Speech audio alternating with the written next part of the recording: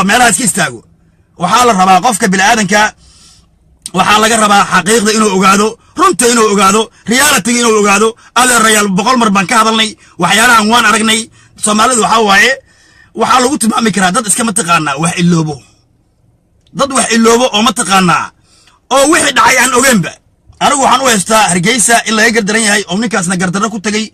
oo mataqaana dad oo la laayay awoosha la laayay oo diyaarada lagu laayay maanta inta dhax istaagto aad baasaan u tagto aad ka waranay sawaragta Soomaaliya Soomaalida Itoobiya sawaragta Soomaalida Djibouti Soomaaliland wax la ma jirto mataqaana Maxamed Siyaad Bar ku dhax sheegtay Hargeysa de Maxamed Siyaad Bar markaa sheegto dad badan baa soo xasuusanaya dhaawac soo gaarsiiyay reality inaan ogaano waa marka waxa waaye sheekadan qabiilka Joojiya Somaliland waa maamul waa system oo mataqaana u shaqeeyo Somaliland waay hadda adigu Somaliland ta boqol Soomaaliyan ah war Soomaali waa kala tagtay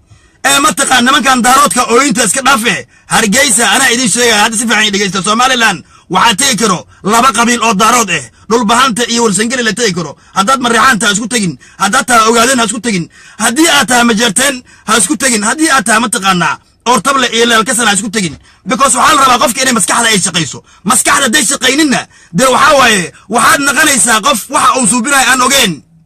qof aan ogeyn meesha u socdo qof aan garanaynin meesha u socdo marka in isaaq la caayo oo la reesh isaaq ma ahan system waa Somaliland waxba yaan dadka la caaynin dadka inta la caayo guriyooda lama tago Soomaalidu waxa dhahdaa afeefar laaw ama adkeys dambalaaw maanta ila ku soo wada qortiin free dab casar waxa iska jeceliin ba ereyada free iska jeceliin in loo free yaa haysta dab casar asaa tigid goostay asaa edab daraa Hargeysa u tagay muxuu ka doonay waraysidii Hargeysa muxuu ka doonaa asiga su'aashan rabaa inaan isweydiiyo shacabkiina idaawanaya bal waxaan rabaa adinku ninkan muxuu Hargeysa ka raadiyay Hargeysa hadduu aaminsanayn maamulka Somaliland muxuu ka doonay adigoo maamulka Somaliland aaminsanayn baa rabtaa waliba ciyaalkii yaray iyo dumarkii iyo dadkan wax ogeyn inaad ka dhaadhiciso system Soomaali weyn waxaas ma soconayso waxa la dhaho Soomaali weyn ma jirto nimankan waa goosteen Somaliland aqoonsi bay raadinaysaa aqoonsigeedana waa helaysaa marka waxaan rabnaa inaan ka hadalno wax taagan laakiin ciyaal yar camal u sheekayno free dab casar waa la gardarnaayo dab casar asaa gardarnaay Hargeysa inuu aadaaba qalad aheedba hadda idin sheegay aniga inuu Hargeysa tago aaba qalad adeerkii Maxamed Siyaad Bar dadka intuu laayay isxaan uma filin abaal uguma horeynin Hargeysa because adeerkii baa laayay saaqa oo si xun u laayay ilaa mataqaana ay galeen duurka ilaa ay noqdeen SNM ilaa ay isku bixiyeen mujaahidiin waxaas hal looma leeyahay waxaas dhiitingana mataqaana isaaqo inuu wax ilooba umalaysin aniga ma iloobayaan because waa laga gardarnay dawlad baa laysay dawlad baa weerartay maraakiib waxa diyaarada lagu garaacay maanta nin marixaana intuu Hargeysa dhax istaagu leeyahay adeer de hal fiirsan Soomaaliya soo waragtaa farmaajo soo waragtaa dawladda soo waragtaa shanta Soomaaliya boqorka shanta Soomaaliya ah waxaas ma soconayso waxaas boqorka shanta Soomaaliya baan ahay iyo boqorka shanta Soomaaliyeed baan ma soconayso marka waxaan leenahay waliba marixaankan aad ugu digaya marixaanka isku tagin Hargeysa marixaanka Hargeysa tagana waxaan ugu sii digaynaa inay iska aamusaan ay si sharaf leh magaalada isku joogan si sharaf leh oo mataqaana oo dhuumasho laakiin adigoo marixaana oo lagu yaqaano Hargeysa isku tagin haddii aad ku joogayso ciyaalka xaafadda camal okay way laakiin in la dhamaanta free dab casar war dab casar qofka dhaay free iyo duqbilow iyo mataqaana shiilo coleyga iyo kulli waa qaldan yihiin because waxay rabaan xaq darro inay qof ugu hiliyaan may ka soo hadlaan Siyaad Bar markuu laayay Hargeysa may ka soo hadlaan dawladda Siyaad Bar may ka hadlaan taas masaxba in mataqaana Somaliland Hargeysa la duqeeyo diyaarada lagu duqeeyo wadan kamid ah Soomaaliya oo la duqeeyo masaxba taas sax ma ahan marka ninkan aad mataqaana bulbulinaysiin aad mataqaana banaanka keenaysiin mataqaana free dab casar ku haya ama khayliya ama meelaha istaaga waxa waaye reality laga hadlo Soomaalidu waxaan leeyahay haddaan runta la sheegin been baa la isku sheegayaa haddaan runta la sheegin maanta been baa isku sheegaysiin because we are tin wixii asubiseen in la dhaafo allan oo free how you become free inta magaaladan iyo daddan aad caysay oo mataqaana adeerkana laayay waliba leedahay wariya Soomaaliya soo waragtaa adiga soo waragtaa Soomaalida Itoobiya Soomaalida Kenya soo waragtaa waxa shaqadaada miya war Hargeysa inay go'do rabtaa wadan waxa waaye go'ay oo Soomaaliya ka go'ay oo raadinaya ictiraaf bay raadinayaan soo marka adiga marka waxaad leedahay inaad magaalada dhex gasho magaalada inaad dhex gasho aad rabtaa inaad dhahdo adeer reeyal waxa waaye Soomaalida waa shanta Soomaaliya boqor shanta Soomaali baan nahay waxaas ma shaqaynayso wax shaqay karana ma ahan marka aan ka hadalno reality-ga dadka soo wacayo waxaan ka codsanayaa inay soo wacaan 20 daqiiqo kadib 10 daqiiqo kadib hadda kool ma qabanayno insha Allah marka waxaan leenahay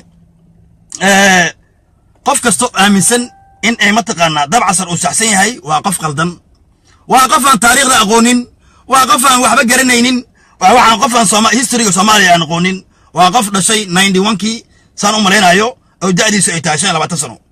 marka Soomaaliya wax badan baa soo maray wax badan baa ka soo dhacay Soomaaliya marka waxa la rabaa dadka inay ogaadaan taariikhda inay xusto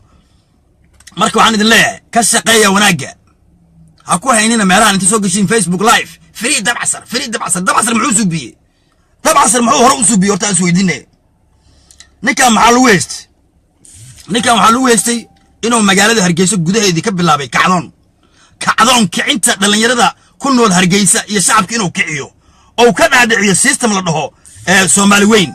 war waxa la dhaho Soomaali weyn ma aaminsano marka dastuurku u yaallo Somaliland buu ninkan u gafay nasiib buu leeyahay xabsi lama geynba lama xirinba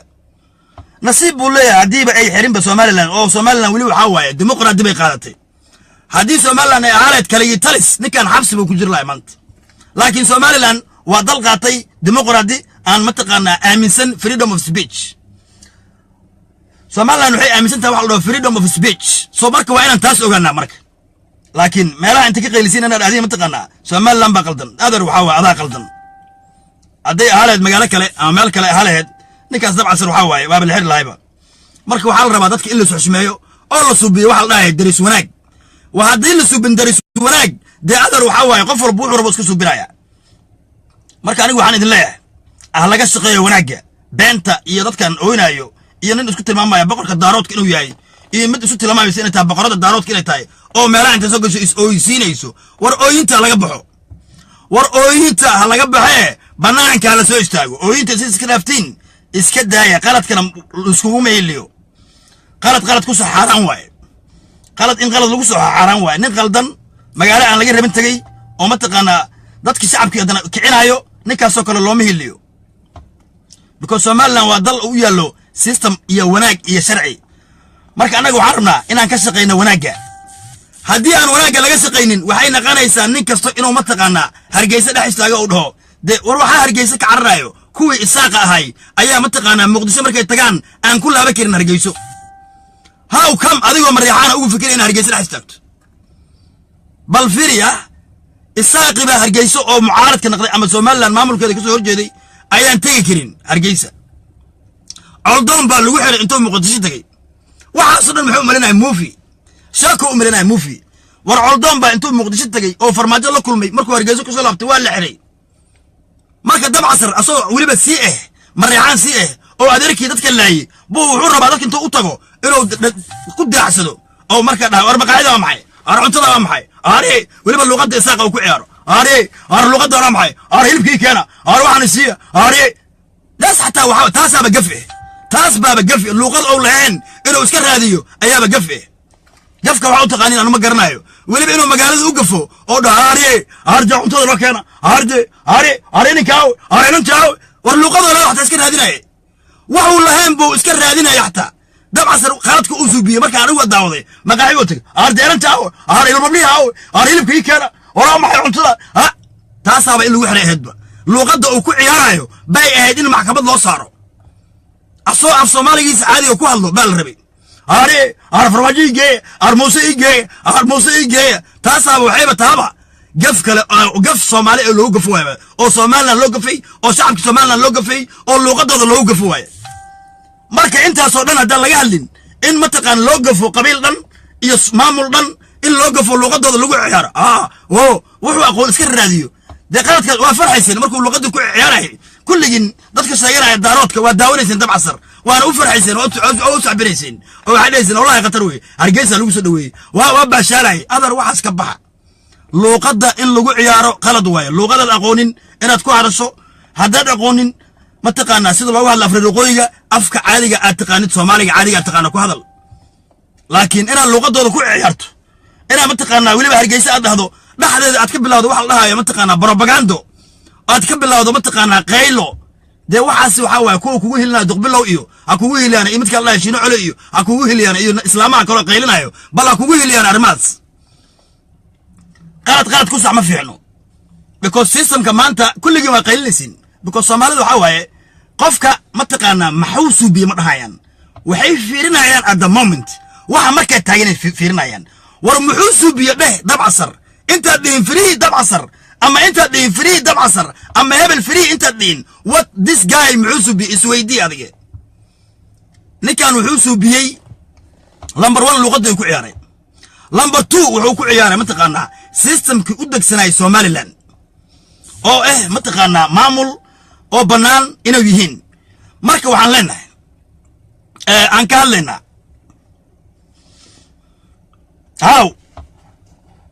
marka waxaan ka hadlaynaa systemka uu burburiyay ninkan iyo waxyaalaha uu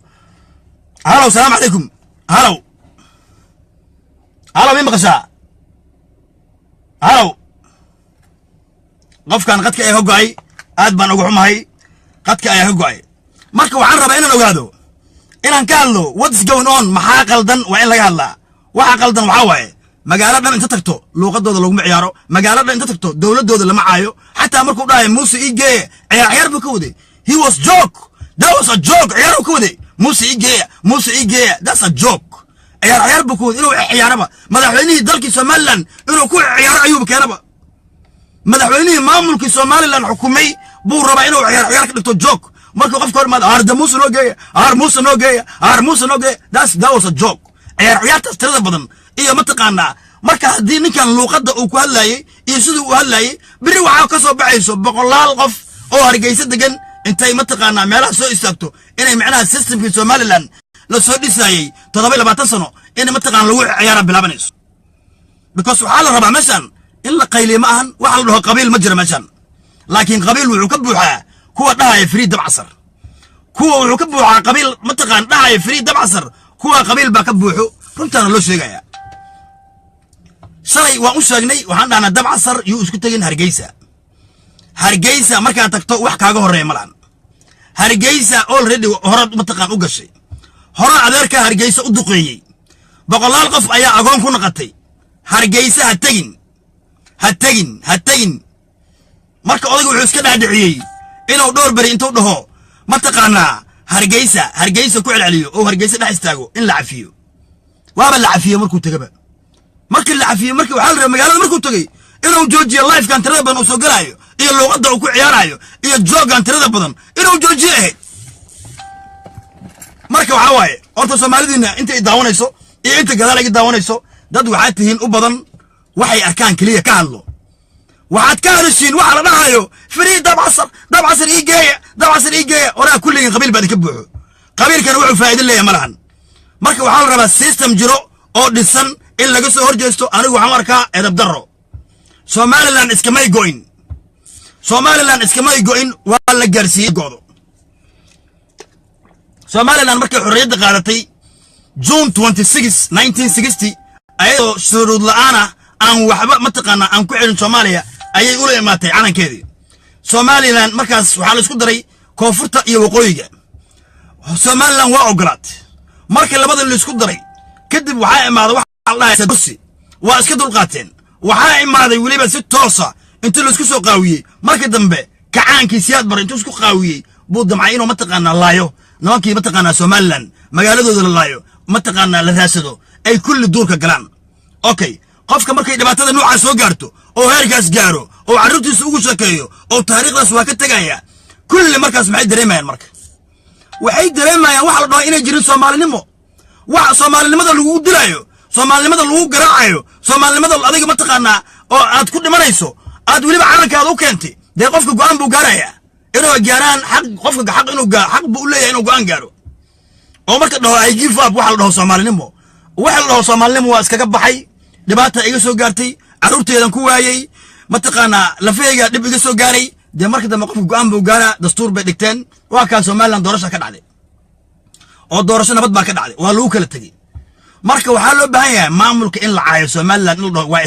isaaq in la dhaho qalad waay marka anigu waxaan idin leeyahay Soomaaliya hore loo socdo dadka lagu mashquulay hala joojiyo aflagaadada aad Facebook la soo fadhiisanaysiin aad dhehaysiin dabcasar waa nin daarooda de isaaqdoodna ayagana waa isaaqde isaaq iyo daarood dil wasleegiin de isaaq maanta qofka ma tuugaayo difaaca Somaliland isaaq maanta qof oo ma taqaana ka baryaay malahan qof daarooda oo maanta isaaq ma taqaana ku soo duulaana ma jiro marka waxaan leeyahay hadallada xun oo xanafta leh hala joojiyo hadallada xun oo xanafta leh joojiya hadallada aan loo baahnayn joojiya marka waxaan leenahay in macnaha waxa u barteenba dadkan ma taqaana koonfurta u badan waxa u barteenba luuqad inay qofka galaan kadibna ay dhaan isikii cafi warko waqooyiga lisma cafiyo dadkan koonfurta jiljilaaca badan iyo waqooyiga isku mid maahan because waxa waaye qofkan waxa waaye reer waqooyiga afkooda waa xiran yahay waa aamusan yihiin maamulkooda taageersan yihiin kuma galayaan waa ka aamusan yihiin laakiin adigu haraasan adigu ma taqaana inta gacantaada qaadid afkooda ka dhaxlidin marka waxaan u baahanahay system sax oo ma taqaan ninkan muxuu ku qaldan yahay qaladaad badan buu galay waa idin sheegay qaladaad badan buu galay ninkan oo badan buu galay marka qaladkii dad u heelisiin qabiilnimo ninkan la dhahayo duqbilow iyo kan shiinaha jooga iyo shiinaha waa tagi karaa warsangeli waa kaas oo tagi karaa Hargeysa lama taabanayo laakiin duqbilow Hargeysa ma tagi karo trust me duqbilow ma tagi karaa Hargeysa laakiin shiina colay haaska ma taqaana haaska qayliyo waa muwaadin Somaliland reeway warsangeligu waa muwaadin ka tirsan Somaliland way tagi karaa marka shiinaha iska qaylinayo de asugu Somaliland markuu tago waxa leeyahay ninkan waa Somaliland waxa waa qalad ba ka dhacay hal wala iska cafinaya asiga because magaaladii uu ku soo jeedaa Somaliland uu ku soo jeedaa marka waxaan leenahay dadka waxaan rabnaa inaan u sheegno systemka dhabta hala taageero systemka dhabka oo dawladnimada oo Somaliland intaas ku ma taqaana ku soo gaartay hala taageero yaan la caynin maamulkooda because maamulkooda wuxuu dhaamaa Soomaali badan aan maanta maamul haysanin oo system aan haysanin aan kala dambeyn aan haysanin ayuu dhaamaa waa niman doorasho galaayo waa niman wax suubsanayo waa niman wax qabsanayo waa niman ma taqaana isku tashtay ma taqaana ninka la faasal al rabata markii laga guuleystay wuu hambaliyay wuxuu dhahay Soomaalida uu hambaleenaya waxa waaye ma taqaana muusabixi uu hambaliyay waa dhamaad meeshan ma ahan system qabiili ma ahan meeshan waxa yaalo system dawladnimo oo sharci oo kala dambeyn baa yaalo marka adigu dad ka dhigayso inta qayliso aad ka dhigayso de aday ku taala marka waxaan idin leeyahay Soomaalidu waxa la dhahay ilowshaha badan hala joojiyo waliba mariicaanka markay Hargeysa tagayaan waxa waaye si dhudhuuban oo fara dhudhuuban ha ku joogaan Hargeysa hatta inuu qabiilkiisa mariicaan yahay yaan la ogaanin because waxa waaye dad badan baa iska kici karo shacab badan baa iska kici karo because waxa waaye memory baa iska jirto xasuus badan baa iska kici karto marka nin abiis oo siyaad bar dilay oo abiis siyaad bar hore u dilay oo agoon marka aad taqaana laba mar hormarto aad ku qayliso maxaad ka sugay marka waxaa la rabaa in laga shaqeeyo wanaaga waaye wanaaga aan ka shaqeyno walaalnimada Soomaalida in Soomaalida ay walaalo tahay laga shaqeeyo laakiin inta qabiil la soo wada caayo oo banaanka la iskaano oo la dhaho dabcasar waa daarood oo dabcasar uu daarood yahay shala markuu ma taqaana isaaqa caynayay maxaad u qaban weyse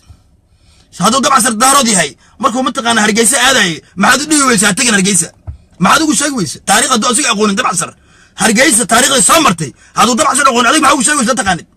inuu siyaad bare Hargeysa duqeey maxaad dabcasar ugu sheegi weyse oo adeerkiisna u yahay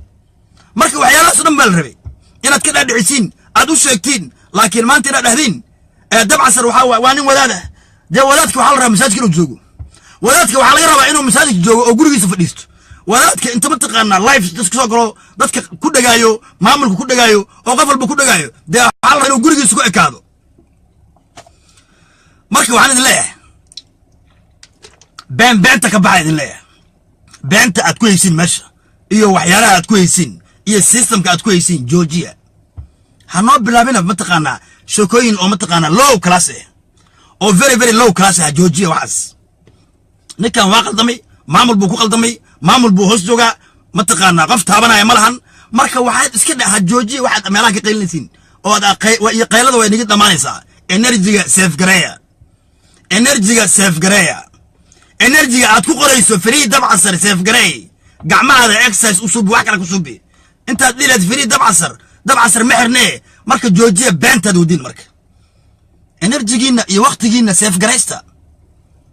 marka waxa la rabaa qofka inuu garanayo waxa maanta taagan iyo waxa bari dhici karo haduu garanaynin de qofkaas waxa waaye qofkaas qof wax og ma lahan qof aan wax garanaynin waay marka waxaan idin leeyahay aan ka shaqeyno wanaagga ha laga shaqeeyo wanaagga runta anigu waan ogahay Somaliland nimanka isaaqa dadka ma dhibaan dadka ma weeraraan dadka ma garaacaan dadka kuma qayliyaan laakiin markaad adigu inta gacantaada qaadid afka aad ka geliso way iska cilayaan anigu hadda nin taymaado gacantiisa intuu soo qaado afka ii geliyo gacanta iska qabanaa dhab baan siinaya de halaha ka badan ma garanayo meesha u socdo xishood baa loo baahan yahay in la xishoodo oo la kala xishoodo waa muhiim in dadka ay kala xishoodaan ay xushmeeyaan waa arinta ugu muhiimsan ay ku jirto Soomaalinimada ay ku jirto Islaamnimada laakiin intaas dad ka baxdin aad ahdina mar dabcan sar waxa waaye wadaad waayo marna aad ahdin mataqaan lama qaba karo marba dhinacaad ka soo turtiin de adar waxa waaye waa very very low class waa marka qofka marka hore wax loo sheegaa meeshuu aadayo waa lala taliyaa kadib baa la qayliyaa marka waxaan idin leeyahay ha laga shaqeeyo wanaagga dadka la caynayna joojiya labada nin oo caytamaysay oo mataqaana Somaliland maanta caynaysay aad baan ugu xumahay Somaliland aniga mataqaana apologize siinayo duqbilow ininka la heshiino waa laba nin mataqaana doonayo in wax system loo daarood isaaq la soo celiyaan waxa la dhaho daarood isaaq ma jiro Somaliland waa maamul system ba ka dhisan sharci ba ka jiro waxyaalaha beenta ay la wareegayaan de ayaga u taala beentooda waxa waay ayaga la ku ekaanaysa iyo kuwa u soo qoray free dabcasar bay ku egtaa beentooda marka aan ka shaqeyno wanaagga aan ka shaqeyno horumarka ha laga shaqeeyo horumarka dadka yaan la isku dirin yaan mataqaana qabiil laga dhigin waxa la dhaho qabiil ma jiro Somaliland waa maamul waa system qabiil hadii la dhaho laba qabiil oo daarooda ku jiro dhulbaanta iyo warsageli ba ku jiro marka qabiilkan kale aan la ordaysiin iyo dabcasarka aad kor u qaadaysiin joojiya marka waxaan idin leeyahay ka shaqeey wanaagga propagandada aad meelaha la ordaysiin joojiya waxa la dhaho propagando oo mataqaana meelaha la qaylisiin wallahi aad baan ugu xanaaqay dabcasar markaan arkay Hargeysa soo dhax taagan sidoo luqada ugu ciyaarayo oo mataqaana u hadlayo markaan arkay aad baan ugu xanaaqay markaasuu acting gareynaya wuu ku sii daraya markaasuu extra ka sii dhigaya oo extra ka sii dhiga haarna sidde haarna tiro qabo haarna taaw war waxaan keena way bal fiir waxaas hadduu aqoonin luqada Hargeysa looga hadlo ama accent uu leeyahay ama uu luqada garanaynin ma af Soomaaliga caadiga ku hadlo af Soomaaliga caadiga uu barta muus kaga hadlo macnaha luqada aqoonin aad ku ciyaarto aad ka dhigato fan aad ka dhigato wax baasasho aad ka dhigato inaad qiilayso amalba shactara aad ka dhigato Hargeysa oo dhax taaganta bal fiiriyo waxaas bal ninka noocaas markuu ciyaarayay uu qoslayay oo mataqaana baasalayay de waxa la hada markaas waa qoslays adoo la qoslays markaas inaad aadayd Fariid Dabcasar maalintuu maqaaxida iyo hotelka uu joogo iyo oo qaylinayay iyo maalintaas baa la rabay inaad aadayd Fariid Dabcasar not today maalintaas oo dambi ugu jiray oo qalad ku suubinayay hadaad ka naxayso maalinta baa loo baahnay inaad wax u sheegto maalinta baa loo baahnay inaad dhahdo walaal waa qaldan tahay waxaan jooji luqada ku ciyaarin af Soomaali caadi ku hadal af Soomaali caadi inuu ku hadlo maalintaas u habooneed maanta laakiin inta isoo qaawisid aad dhahday mataqaana daarooda la xiri nin daarooda dadado nin daarooda Hargeysa duqeey waaba shakada waaba koobantaaba nin daarooda dadadid Maxamed Siyaad Barre adeerkiisa daarooda hada shakada qabiil u rogto qabiil la rogaya because daarooda Hargeysa duqeey waa la ogyahay taas miyaa la qali karaa marka baashan joojiya oo mataqaana aad ka dhigaysiin mataqaana spicy-ga abasbaaska ku daraysiin aad mataqaana ka qaylinaysiin joojiya because waxa qof kasta uu hadli karaa hadalka aad ka sheegtiin mid ka daran baa la sheegaya hadalada aad soo qaadatiin oo beenta mid ka daran baa la soo qaadanaya marka waxaan leenahay nimankan masaakiinta iska qaylinaya ha qayliyaano kulli ay waxa waaye ma kala jeclo laakiin waa qaylinayaan ma fahanti markaas baa nin baa ku dhahay gudoomiyaha daarood oo gudoomiye sheegana weliga ma maqlin waxaan maqli jiray odayaasha beelaha wiye maanta odayaasha daaroodkina waxay la bixeen odayaasha beelaha daarood gudoomiyaha beesha daarood ma maqli jiray Axmed Deri Xafan maqli jiray oo dhaho odayaasha beelaha wiye haddana daaroodka maxay dhaheen mid baa maanta uu soo qabanaa shiino leeyahay oo gudoomiyaha odayaasha beelaha daarood وشاك عصب أصل السبي وفيلن أو سكسب صدوا شينا متقنا وحلا ده أضي دارود ولا دورت ما مغلين ما لو دورت ما أركين لكن مركل نهايو أضياش بلا دارود وشاك عصب وشاك عصب نكان متقنا شينا نهايو وحواي وحور هذين يا إكسيد أو كجبهه سيسو مالن أو كتوجر جيس أو كتوجو مركل وحور ربع إنه متقنا قيليو كل أسيق مواد سومال لنا واي أي تام بتيكرا شينا مواد أو سومال لنا رواي وتيكرا أو هرجيس وتيكرا لكن وحلا يابا إلا حرر لما معلومات كدبنا عفيز السيو يروح جاي ولا عفيه كوا بدن بالعفيه ما تقارنا قف كستو غلط قالوا وحال عفيه عردون ده وحال يا قف كدو مستيقر ويعرفينا يعني أو يا مواد سومالان لكن أدو قدر هين مواد سومالان السومالان كل مات أتكون لك أنت معك دمت marka waxaan rabnaa in laga sheego runta hadaan la sheegin been baa la isku sheegayaa marka hadaad been isku sheegaysin aad been isku seexanaysin de adar waxaa way sheekadiina beentiina wata hana sii shaqaysa beentiina marka waxaan idin leeyahay Somaliland waa system dhisan waa system sharci iyo nidaam oo ka jiro ma taqaanaa aan ka jirin cunsurinimo waxyaalaha la wada hal joojiyo Somaliland qofkii tago wuxuu ku noolaan nabad laakiin lama ogolo sharciga Somaliland dastuurka Somaliland adigoo maqaaxi dhax fadhiyo intaad ciyaalkii iyo dadkii microphone la xagisid aad dhahdo shanta Soomaaliya ka waran soo aragtaa Soomaaliya soo aragtaa ma taqaanaa kilinka shalad soo aragtaa dadka inaan cayso oo ciyaalkii aad kiciso lama ogolo ninka magaalada dhaxdeeda wuxuu ka wada kicin inuu ciyaalka kiciyo oo ma taqaanaa dhaho kiciyo oo qayliyo arintaas buu waday arinta noocaas ayuu ka hadlayay marka wadanka sharciga ka jira sharciga haduu qofka jabiyo maxaa la subinaya sharciga u yaalay Somaliland hadaa adigu aad jabiso waliba ninka waxa la dhahay waa loo imaaday askar baa u maato hal adeer cuntaan cunaa waa qayliye hatta barakoolka askarta loo la taal ma yaqaan ninkan America jooga lagu leeyahay America askari markuu ku imaado waxa loo baahan yahay in ma taqaana barakoolka askarta loo la waxa waaye askari markuu ku imaado ina qayliso loo baahno hadii ay qayliso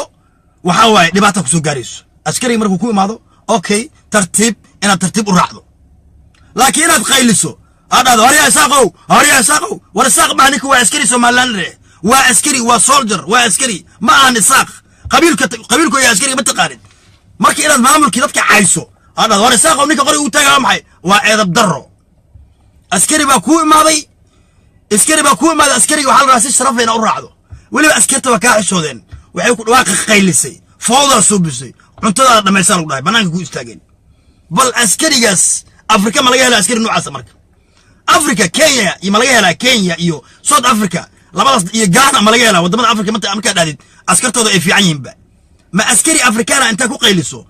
oo ma taqaana ka tagay ku dhahay cunto cun no marka waxa la rabaa askarigaasi ana markaan arkay wax qalad la muusubin si wacan buu ula dhaqmay si wuxuu ula dhaqmay ma taqaana protocolka asoo ilaalinayo asoo sharciga ma taqaana ilaalinayo ayaa ninkan loo dhaqmay asna markuu maqaaxida galo bilaabay inuu siiqa qayliyo markuu maqaaxida dib ugu laabto quraan lahayd buu bilaabay sheekadiis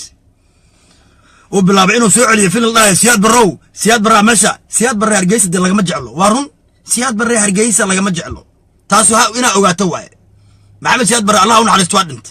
laakiin dadka Hargeysa joogo dhibaato u geystay siyaad barra maamulkiisi diyaarada lagu duqeeyay marka xasuus baa galayso marka dadka inaad kiciso aad magaalada qasto lagama dul qaadanayo marka kuwan qaylinaya marka oo u horeeyay ninkan la dhahayo dabcasar iyo shiina nimankan waxaan leenahay Hargeysa lawyer baa ka jiro system baa ka jiro dhakhtar baa ka jiro haduu ninkan dambi galan lacag u aruuriya wax caawiya lawyer u qabtaa qaylinina meesha qaylo lama baahne haduu jireen lacag u diro isbitaal geeya laakiin ninkan meesha faashida madax ku soo xirtay oo waxa soo gaaray waxa in la taabto anigu I don't believe but ninkani waxaan he make this story asaasubsado storygan asiga subsado madaxa faashid baa ku xiran okay madaxa markay faashid ku xiran tahay ma dhici kara marka waxa la rabaa in la qayliyo lama rabo in dadka la caayana lama rabo in dadka la aflaga deena lama rabo waxa la rabaa in dadka bini'aadanka meesha joogto sharciga u yaalo in aad sida sharciga ku dhaqanto marka inaad magaalada isku qaawiso dadka isku qaawiso sharaf daray ku tahay adinkana aad qabiil ku taageertiin kulligiin aan aadin dabcasar isku qabiil banahay waa daarood de qabiilka du tarayo dabcasar qabiil ku taageeraysiin shalaba dheelan Hargeysa aadin because Hargeysa ninka markuu tagay qasqasaad buu u tagaba qasqasaad inuu dadku ciyaaro iyo ma taqaana inuu dhaho hablaan guursanaya iyo markuu dhahay orna guur ma u tagay meesha adigu ma vacation ba u tagtay ma ilmaha soo salaamaysay ma Hargeysa nin baa wuxuu leeyahay anigu hablaan guursanaya hablaha warto waxaas dhaqan xumo waaye ninkan dhaqan xumo ku wada Hargeysana waxaan ka codsanaynaa maamulka systemka iyo maxkamadda in ninkan dib loogu soo celiyo magaalada laga soo saaro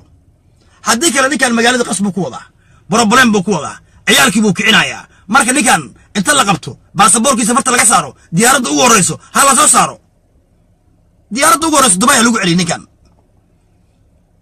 دبي هلو عليه نكان because دب هلو قاضو ماشو كي ما هلو عليه because نكان مقالة واحد وكسو كردينايو waxaan kicis ahayn iyo ciyaalka inuu kiciyo oo magaalada Hargeysa ku soo kordhinayo iyo systemka Somaliland iyo luqadda Somaliland inuu ku ciyaaro ma ogiye wax kale uu ku soo kordhinayo Hargeysa ninka ma jirto marka waxa la rabaa baashi in laga sheego runta waxa in laga sheego runta la rabaaye yaan been laga sheegin because kulligeen been ba ku shaaxteen kulligeen been ba ku shaaxanaysin been ba ku shaaxanaysin waxa soo qolaysin free dab casar free dab casar free ariga free waxa malaysin ba cunta cunaysin amal waxaad u malaysin ba ariga free laayo wala ana idin siinay qaxwo free qaxwadan qaata free because America iyo Europe ku dhaxwaalateen free markaad maqashin gacmaha taagaysin war free wax lagu siinaa malaane wax la free ma jirtee Georgia free dab casar ay qoraysin haddii ay gacmaha taagaysin qaxwadan qaata because free markaad maqashin waxa rabtiin gacantiina taagatiin sida qofka ku hayo magan Allah oo tuugsanayo free kulaha free ba u bartaan English dhan waxa ka bartaan free mid baa la xalaada koor free bay mid kale la xalay free ordon free dab casar ay kala soo bartano ay kala soo barta macnaha aan free ahayn qofka intaad free dhihin muxuu bi isweydiin maskaxdaada haday maskaxdaada carruurtaana de carruurta adigu dhashay la sheekayso marka anaga waxaan ka shaqeynaa system iyo Soomaalinimo system dadka Soomaalinimada aaminsan waa inay xusmeeyaan nidaamka u yaala Somaliland hadaa adigu aaminsantahay Soomaali ina tahay ninkan uu aaminsan inuu yahay Somaliland xusmeey fakirkiisa ku xusmeey maamulkiisa ku xusmeey nod inta qofku u tagta hore Soomaali ba tahay Soomaali ba tahay inta ka shaqeysa marka waxaan u baahanahay in la isfahmo dadka ay isfahmaan dadku ma taqaan kala ma fogo laakiin kuwa ma taqaana oo iska qaraabanayo oo iska qaylinayo oo ma taqaana qabiil ku shaqeysto ayaa jiro waxyaalaha soo waa ka hadlaynaa arinta ma taqaan ninkan waa ka hadlaynaa waxyaalaha ku kalifay waxa soo dhan waa ka hadlaynaa marka waxaan rabaa inaan ka fikirno wanaaga inaan ka fikirno horumarka inaan ka fikirno shacabka Soomaaliyeed maxaa dan u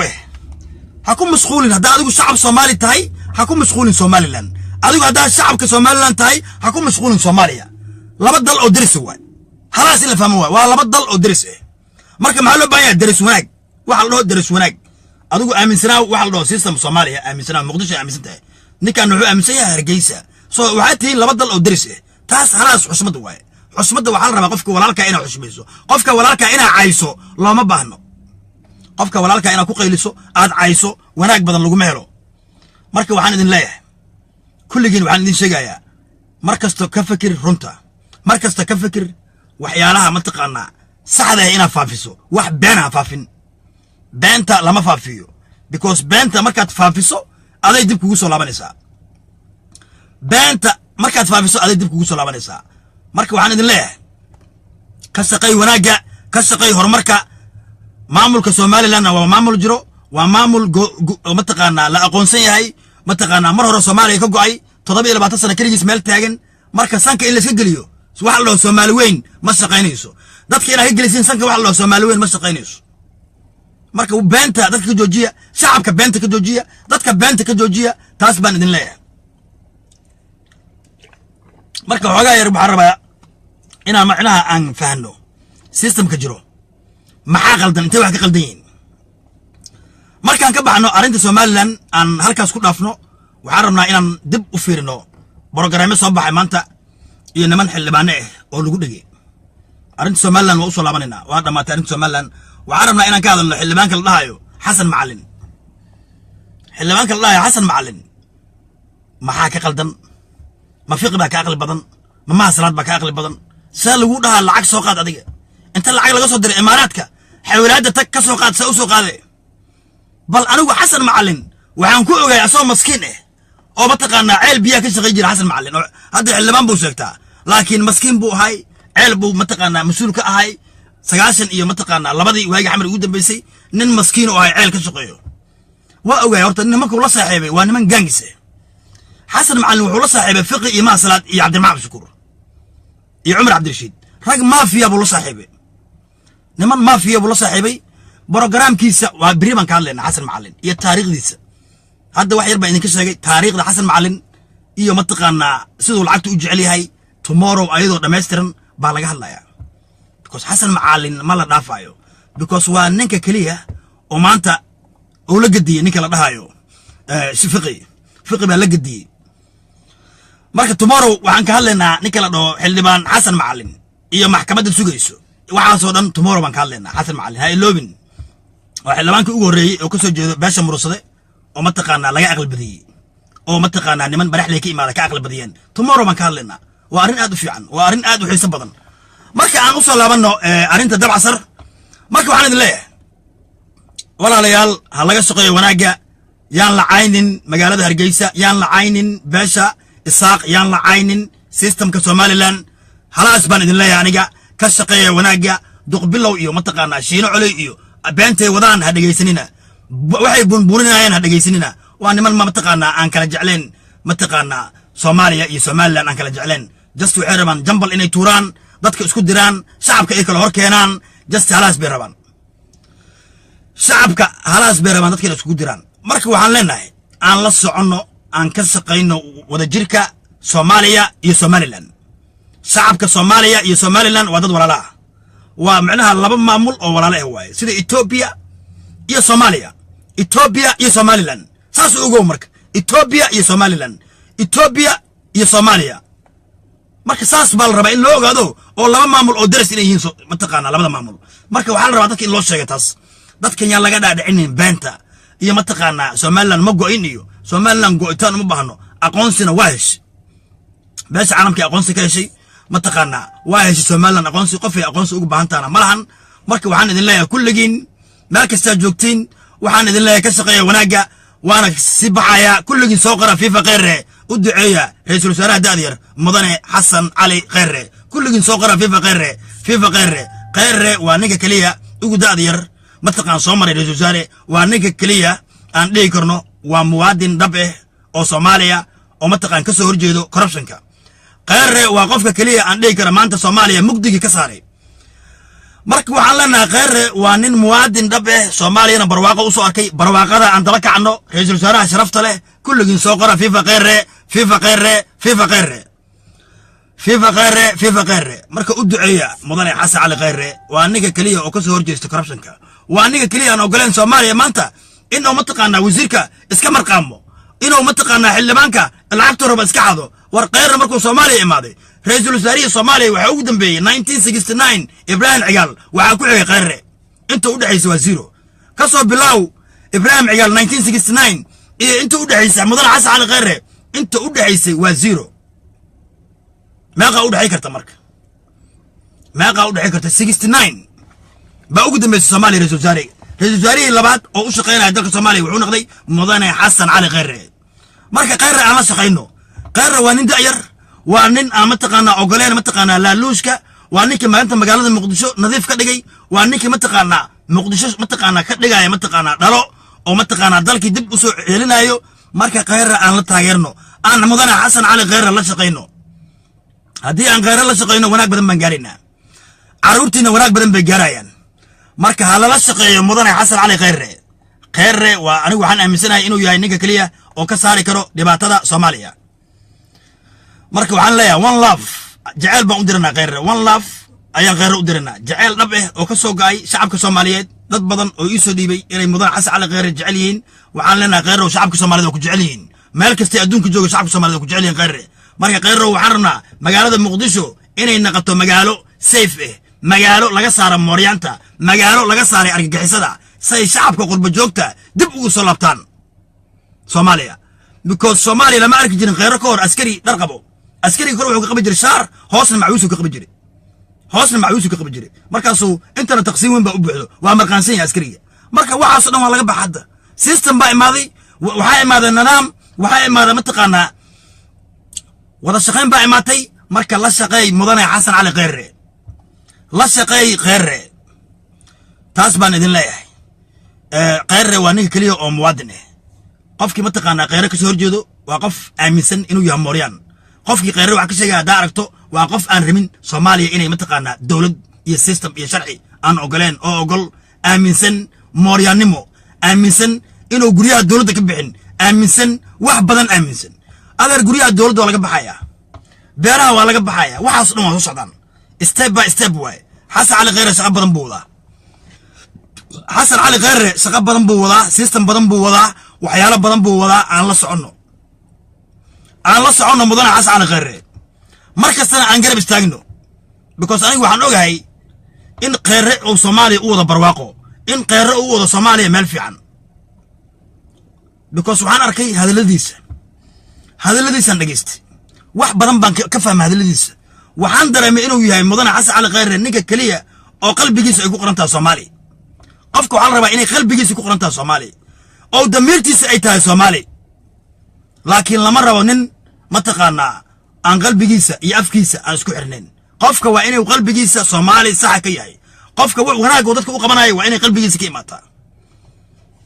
qaraada koor wuxuu dhahay markii qarax soo badhacay dhiiga isbitaalka lagu bixinayo macna ma soo binayso dhahay dhiiga waa in lagu bixiyo furunta waa runtiis waa in nimanka dawladdiidka la soo qabtaa waa nimanka dawladdiidka waa in la soo qabtaa dhab la soo siiya qare hadalku dhahay waa macquul because waa in la dagaalo dhahay in maalin kasta isbitaal dhiig lagu bixiyo in maalin kasta ma taqaanaa la ooyo maalin kasta in la qayliyo macna ma soo binayso dhahay qare nimanka waa meesha joogan in loogu tagaa la soo xirxiraa marka qare waxa waaye dalkan barwaaqo u soo arkay meel fiican buu noo wada cimrigiisa Allah dheereeyo cimrigiisa Allah dheereeyaan leenahay